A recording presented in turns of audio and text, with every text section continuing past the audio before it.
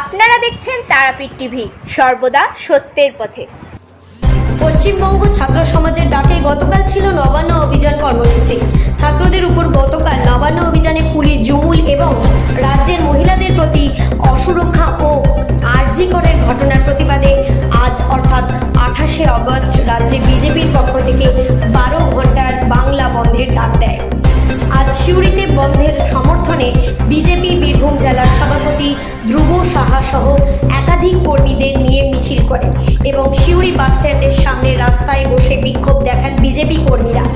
BJP জেলা সভাপতি ধ্রুব সাহা সহ একাধিক কর্মীদের গ্রেপ্তার করে সিউড়ি থানার পুলিশ।